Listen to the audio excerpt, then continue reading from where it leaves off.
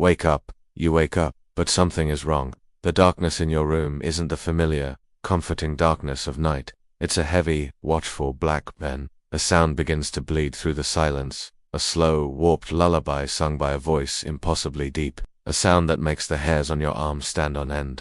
Your hand trembles as you switch on your flashlight, its beam cutting a frantic circle in the gloom. It catches on the nightstand, and you see it. A head, pale, smooth and hairless, with eyes like deep dark pits. It rises slowly, a pale moon of flesh, watching you. Panic seizes you. You whip the beam of light across the room.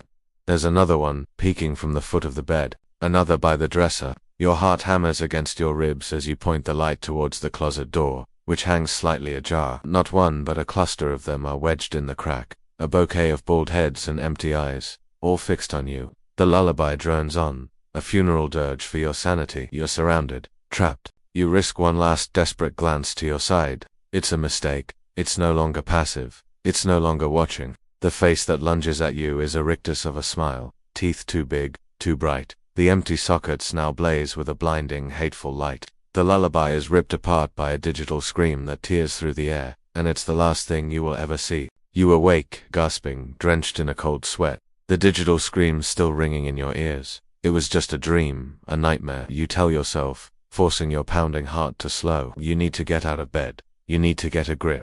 You need to stop dreaming of the faceless things. For the past month you've been plagued by dreams of the creature, the faceless ones. They haunt your sleep, whispering their maddening song and reaching out with their unblinking, soulless eyes.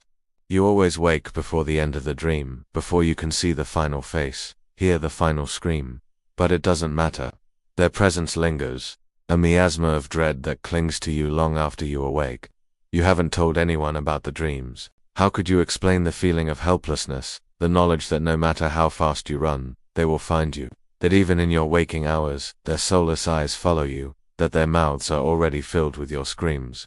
No one would believe you. And yet you feel something is coming, an inexorable doom drawing closer with each passing day. The dreams have become more frequent, more vivid. And last night, you felt their icy fingers crawl over your skin, heard the whisper of their voices in your ear, smelled the stench of their rotting flesh. This morning, you woke up expecting to find them in your room.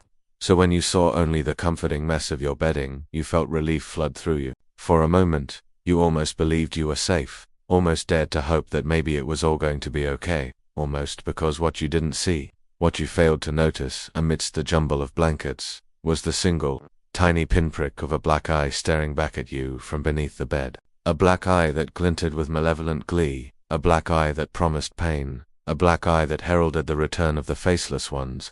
They were here now, in your room, in your house, in your life. You just know they're here. And you feel a rising panic within you, the dawning realization that this time they won't be kept out. That this time you can't escape their clutches. Because how do you fight something you can't see, hear or understand? How do you defeat an enemy whose touch is oblivion? How do you survive when the darkness itself is hunting you? And as the faceless ones stir beneath your bed, preparing to greet you with their eternal night, you know there's only one answer. You don't.